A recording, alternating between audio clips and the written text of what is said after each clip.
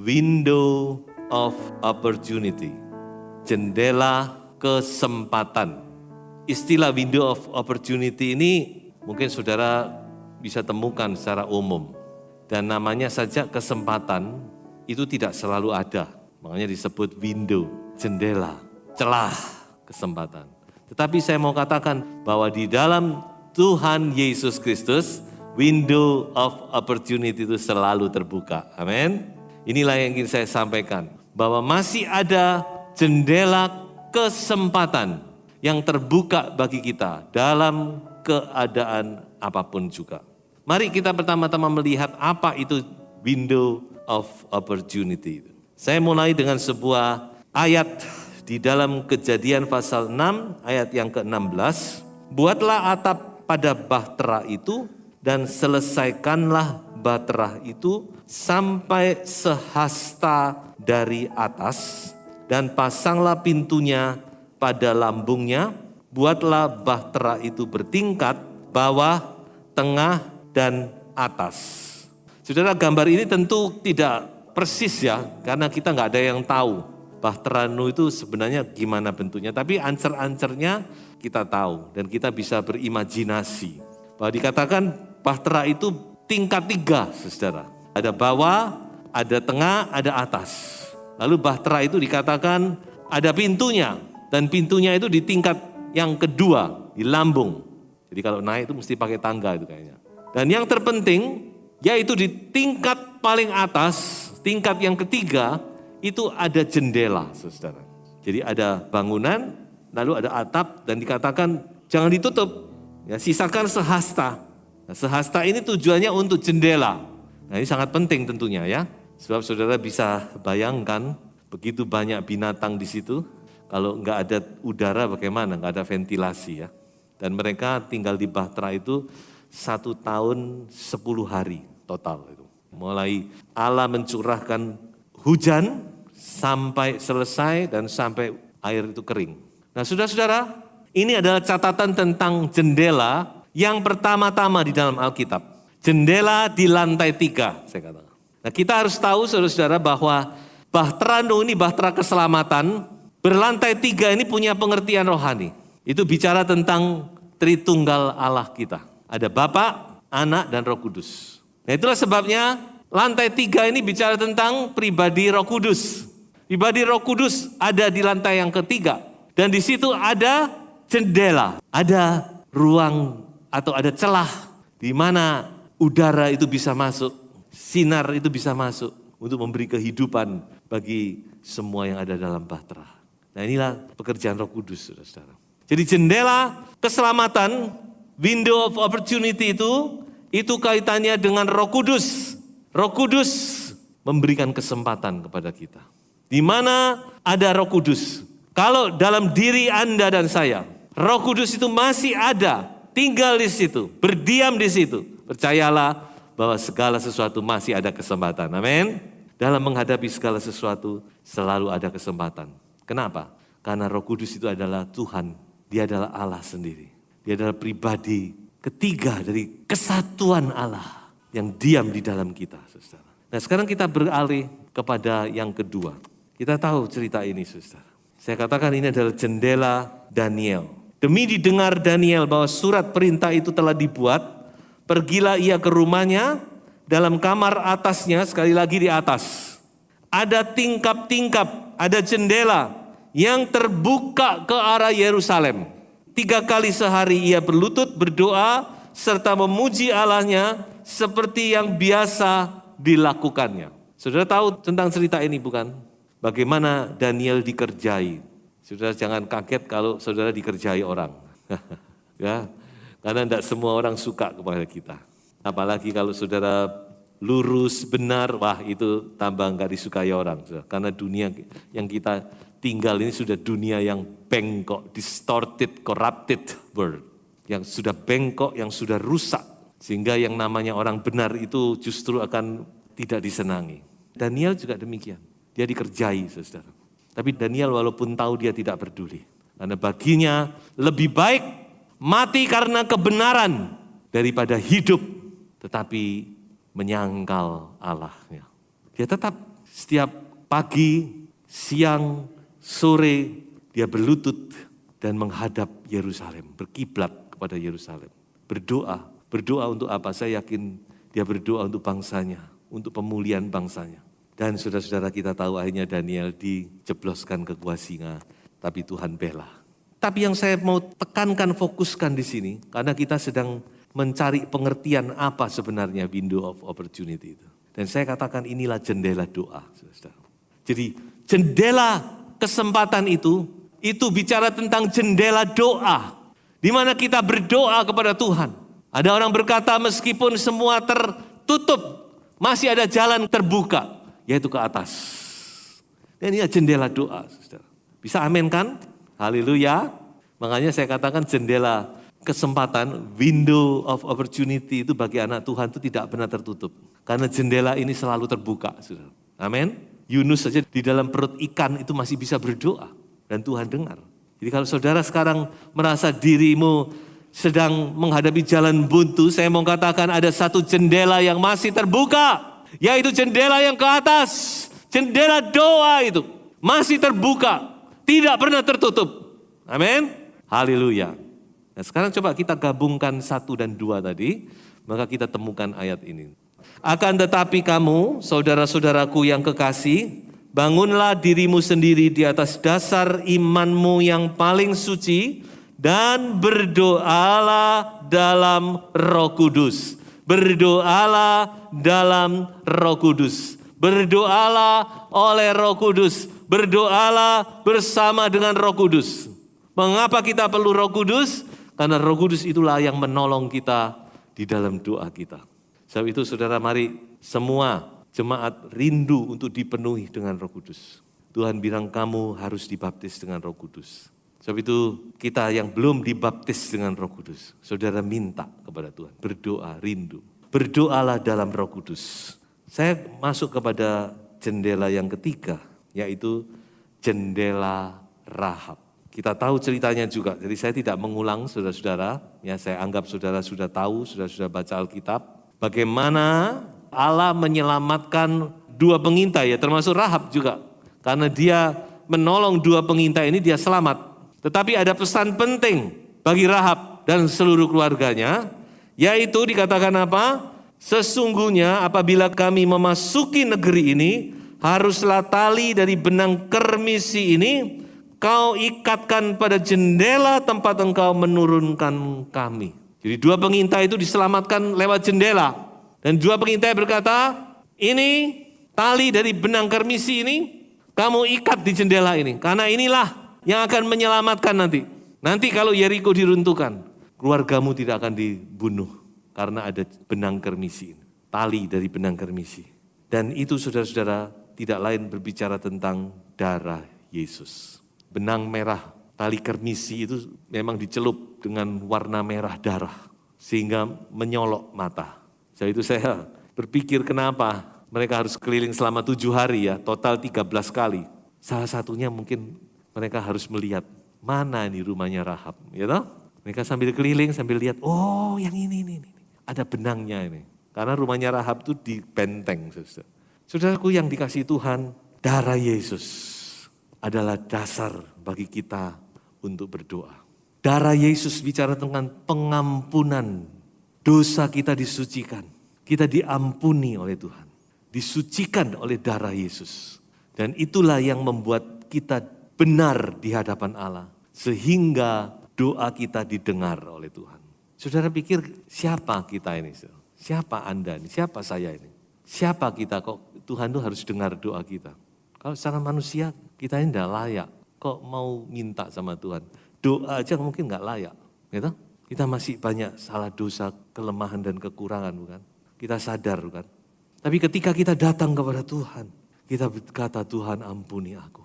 Sucikan, kuduskan dengan darah-Mu. Maka kita dibenarkan oleh darah itu. Oleh darah itu, saudara-saudara, kita dilayakkan oleh Tuhan. Kita dibenarkan oleh Tuhan. Dan sebagai orang benar, maka doa kita didengar oleh Tuhan. Amin. Jangan ragu, saudara. Banyak di antara Anda yang masih ragu, doaku ini didengar apa enggak? Ya kalau kamu berdoa atas dirimu sendiri enggak akan didengar. Sesaleh-salehnya engkau, kalau engkau berdoa berdasarkan kesalehanmu, berdasarkan kebenaranmu yang engkau anggap benar. Makanya kebenaran itu tidak boleh menurut anggapan kita sendiri, saudara. Kalau menurut anggapan kita sendiri, benar kabeh kita. Ya? Amsal kan ngomong, semua orang menganggap dirinya benar. Tapi di hadapan Tuhan tidak ada yang benar. Bahkan Tuhan berkata kebenaran kita ini kayak kain kotor, kain yang lusuh, kain yang bau. Jadi kalau kita memang berdoa dengan dasar diri kita sendiri, sampai kapanpun tidak akan didengar. Tapi kalau kita berdoa dengan darah Yesus, maka Allah Bapa akan mendengar kita. Amin. Haleluya. Dengan darah itu kita dapat masuk ke ruang Maha Kudus dan kita boleh berjumpa dengan Allah. Dan tahta Allah itu menjadi tahta kasih karunia bagi kita. Sebab itu jangan mengandalkan diri sendiri, saudara-saudara ya. Kita tidak ada yang bisa kita andalkan. Mari kita baca ayat ini, Ibrani 10:19. Jadi saudara-saudara, oleh darah Yesus kita sekarang penuh keberanian dapat masuk ke dalam tempat kudus. Mestinya ini disebut ke tempat Maha Kudus. Karena imam besar hanya setahun sekali membawa darah domba, darah lembu, baru berani masuk ke tempat Maha Kudus. Dan kita sekarang membawa darah anak domba Allah. Sehingga kita boleh masuk ke tempat Maha Kudus, berjumpa dengan Tuhan. Haleluya. Saudara bisa berbicara kepada Tuhan, saudara bisa menyampaikan isi hatimu. Saudara bisa menyampaikan unek-unekmu. Saudara bisa berbicara seperti teman. Dan Tuhan mendengar. Dan Allah Bapa mendengar. Bukan karena kita, tapi karena darah Yesus Kristus. Nah, itu betapa penting perjamuan kudus itu, saudara. Menyatukan kita dengan darah anak domba Allah. Jadi kalau kita sekarang gabungkan 1, 2, 3 ilustrasi ini, maka lengkaplah apa yang disebut dengan window of opportunity itu. Tidak lain yaitu oleh darah Yesus kita berdoa di dalam Roh Kudus. Lengkap, klop wis. Inilah window of opportunity itu, saudara-saudara. Yang selalu terbuka bagi kita orang percaya. Tidak pernah tertutup. Kalau dunia berkata window of opportunity, itu artinya cuma sebentar terbuka. Dan kita harus masuk itu, tangkap itu. Tapi di dalam Tuhan, window of opportunity itu selalu terbuka. Haleluya. Karena dengan darah Yesus, dengan pertolongan Roh Kudus, kita boleh datang menghampiri hadirat Tuhan. Amin. Nah sekarang kita mau lihat apa yang kita dapat dari window opportunity ini. Yang pertama, saudara, jendela ini adalah jendela berkat. Yakini bahwa jendela ini adalah jendela berkat, saudara. Di dalam 2 Raja-Raja pasal 6 dan 7, ada sebuah cerita di mana satu saat kerajaan Israel atau Samaria, ibu kotanya, dikepung dengan tentara Aram. Dikepung dan orang tidak bisa keluar masuk lagi. Hingga dikatakan mereka mengalami kelaparan yang dahsyat. Mengapa dahsyat? Sebab diceritakan di situ ibu-ibu sampai makan anaknya bergantian. Aduh ngeri. Ya saudara-saudara. Nah pada saat yang kritis itulah baru Raja Israel ingat kepada Tuhan. Ingatnya kepada Tuhan kalau lagi menghadapi masalah. Jangan sampai seperti itu, saudara ya. Ini bukan zamannya lagi. Saudara ingat kepada Tuhan kalau sudah kecentok masalah, baru ingat kepada Tuhan. Baru datang nangis-nangis, baru berdoa. Jangan, ini bukan zamannya begitu lagi, saudara. Saudara kalau mau jadi anak Tuhan harus komit. Kalau tidak komitmen percuma, saudara. Masuk gereja percuma. Kalau saudara mau jadi anak Tuhan, saudara hanya cuma mau status. Percuma, saudara tidak akan masuk sorga dengan statusmu. Tuhan tidak akan tanya, mana KTP-mu? Ini Tuhan, ini agama ini, Kristen. Enggak, saudara ini zamannya kita sekarang harus benar-benar komitmen kepada Tuhan, komitmen dengan iman kita. Kalau kita sungguh-sungguh percaya kepada Yesus, mari kita mengiring Dia dengan sungguh-sungguh. Memang kita belum sempurna, jangankan saudara saya sendiri aja terus bergumul. Tapi kita tidak lagi main-main lagi. Nah saudara, ketika mereka cari Tuhan, baru Tuhan berkata, besok, bayangkan saudara. Ini dalam keadaan kritis, mereka sudah mau mati ini. Sudah tidak ada makanan lagi di dalam kota Samaria. Tapi Nabi Elisa berkata, besok tepung yang terbaik 1 kilo. Pokok harganya itu murah sekali. Tidak masuk akal. Sehingga dikatakan ada seorang ajudan raja berkata, meskipun Tuhan buka tingkap-tingkap langit, gak mungkin itu. Tetapi yang terjadi, saya tidak ceritakan detailnya, sudah nanti baca ya. Yang terjadi firman Tuhan itu, ya dan amin. Tuhan buka tingkap-tingkap langit dengan caranya sendiri, saudara. Sehingga benar-benar, saudara-saudara, tepung itu menjadi sangat murah dan mereka benar-benar terlepas dari kelaparan within 24 hours, dalam waktu 24 jam. Ini yang saudara mesti catat. Kelepasan itu dilaksanakan, diadakan Tuhan dalam waktu 24 jam. Apa enggak hebat Tuhan kita ini, saudara? Kalau Tuhan mau bekerja, kalau Tuhan mau menolong saudara dan saya, saudara tidak perlu tunggu lama-lama. Karena Tuhan itu mampu, dia balik segala perkara. Dalam waktu 24 jam, semuanya berubah. Tapi sayang, ajudan raja ini mati, saudara. Karena orang-orang menginjak-injak dia. Jadi inilah jendela kita, jendela berkat. Sudah datang kepada Tuhan dengan iman percaya. Mari kita belajar untuk tidak membatasi cara Tuhan. Seringkali kita membatasi Tuhan dengan pikiran kita, masa iya sih, masa bisa Tuhan menolong. Saya sudah terpuruk kayak gini. Saya pikir satu-satunya jalan ya lewat ini. Kayaknya nggak ada jalan lain. Betul? Seringkali kan kita berpikir begitu. Ya, bagaimana ini? Saya terlilit dengan hutang, tidak bisa bayar. Satu-satunya ya cuma bisa jual ini. Tapi itu pun tidak kepayu-payu, gitu. Dan laku-laku. Satu-satunya dengan cara ini. Seringkali kita membatasi Tuhan, seolah-olah hanya itu cara Tuhan bekerja. Hanya itu yang bisa Tuhan lakukan. Oh saudara, Tuhan kita luar biasa, amin. Dia mampu melakukan segala sesuatu. Musa saja pernah bingung, saudara. Tuhan bilang, oke, mereka minta daging, besok aku kirim. Musa bingung, loh Tuhan, kami ini sekian banyak jutaan orang, bagaimana kamu akan makan 1 bulan penuh? Dan Tuhan bilang, Musa, adakah yang terlalu sulit bagi aku? Tidak ada, amin. Haleluya, jangan batasi Tuhan, saudara. Percaya penuh. Kalau saudara sudah berdoa, berserah kepada Tuhan, biar Tuhan yang bekerja dengan caranya sendiri. Haleluya. Tuhan Yesus memberkati. Yang kedua, jendela ini adalah jendela kemenangan. Masih dengan Nabi Elisa, sebelum mati masih bisa jadi berkat dia. Dia panggil Raja Israel, sini. Kamu buka jendela yang sebelah timur. Sekarang kamu panah anak panahmu. Nah itulah anak panah kemenangan. Kamu akan hancurkan bangsa Aramaik. Kamu akan hancurkan dia.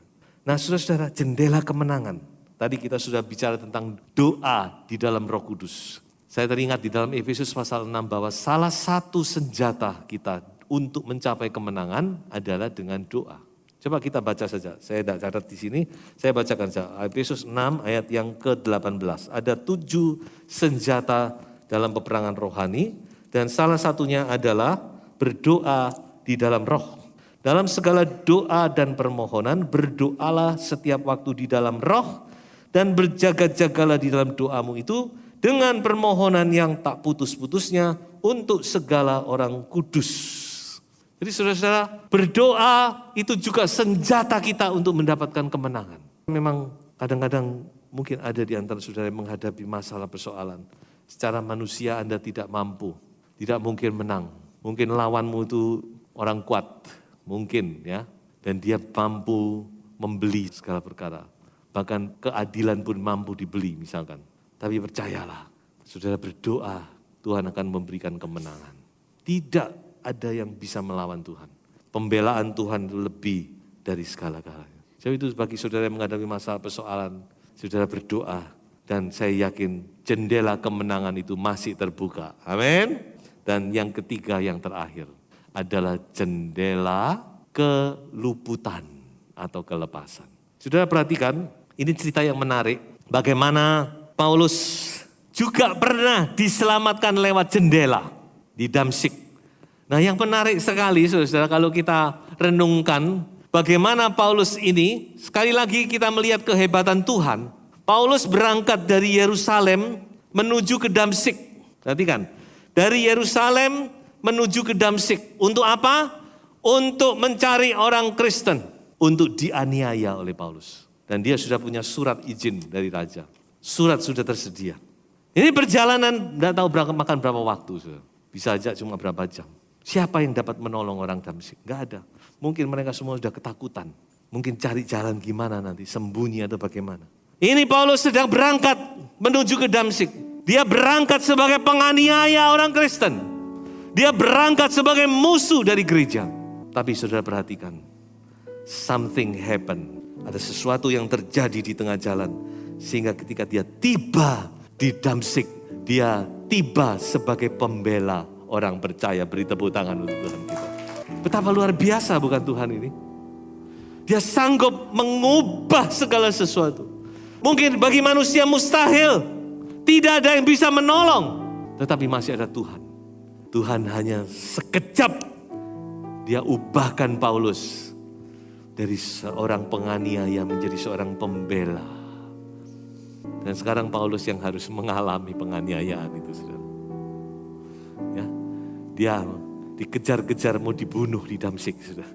Sehingga akhirnya dia harus diselamatkan. Lewat apa dia diselamatkan? Yaitu lewat jendela. Dia diturunkan lewat jendela sehingga Paulus bisa selamat. Jendela ini adalah jendela keluputan. Jendela ini adalah jendela keselamatan, saudara-saudara. Amin. Jendela ini adalah jendela pertolongan bagi saudara. Mari bangkitkan imanmu. Mungkin ada yang sakit, ada yang menghadapi masalah persoalan. Tapi saya mau katakan di dalam Yesus selalu ada jalan keluar. Amin.